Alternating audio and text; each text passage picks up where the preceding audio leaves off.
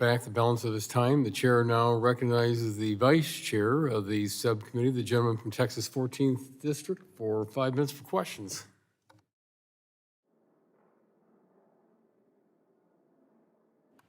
Thank you, Mr. Chairman. The title of this hearing is actually perfect for what is going on in Texas right now.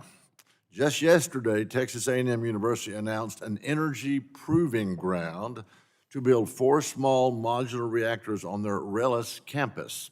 I would especially like to congratulate Natural Resources for being one of the chosen SMR companies.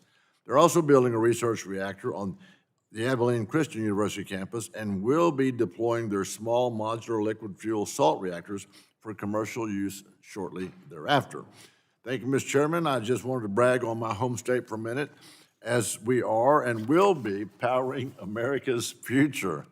And so I appreciate that. Ms. Eversole, I'm going to come to you. My district along the Texas Gulf Coast, District 14, is no stranger to LNG. We benefit from the thousands of direct jobs and billions of dollars poured back into the community. The world benefits from our clean, reliable, and affordable LNG shipped right to their doorstep. The Biden admin LNG export ban had severe consequences in my district that impacted real people, not just companies, but real people, real families, and their lives. President Trump has taken decisive action on day one to reverse this ban, and Southeast Texas applauds him for that. So, as we work to unleash American energy, this impact will be felt worldwide. What role do you see going forward for LNG? And it's got to include Texas, now you know that. Do you see going forward domestically with jobs and revenue for our communities as well as for our allies abroad who depend on it for their own energy security? I yield to you. Thank you very much for your question, Mr. Vice Chairman.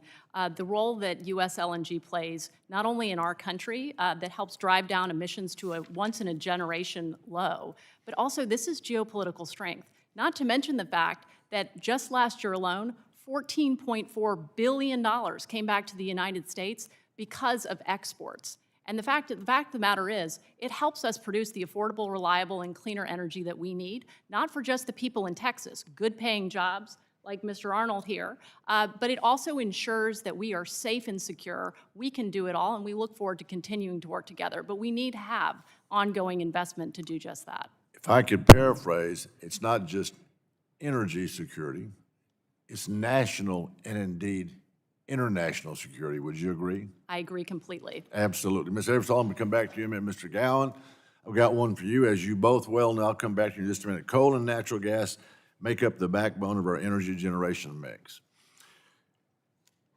You both also know that the Biden administration aggressively went after both of these resources, weaponizing his agencies to literally take them off the grid.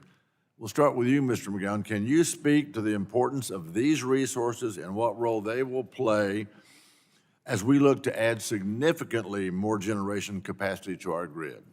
Absolutely. Thank you for the question, Chairman Weber. First of all, natural gas is an important bridge fuel.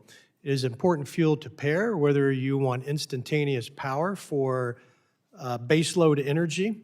It is very efficient. We have reduced our greenhouse gas emissions more than any other country in the world. Let me break in real quick, and I'm sure once we kill our energy system, I'm sure the other companies will kill theirs too. Keep going. Yes, sir. And it is extremely important, and it pairs well with renewables, which are still intermittent.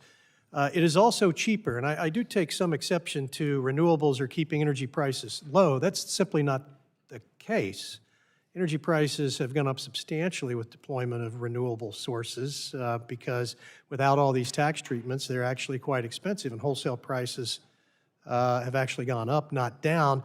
Last quick point is we've retired a lot of baseload because of the policies of the previous administration, thus creating a shortage of available baseload power, thus necessitating quick dispatchable power like renewables, which is actually more expensive. I'm going to stop here a second. I'm going to come in and agree with you that if we're going to have all these exciting computer places, AI, and all these need all this energy, we better have dispatchable power. Back to you, ma'am.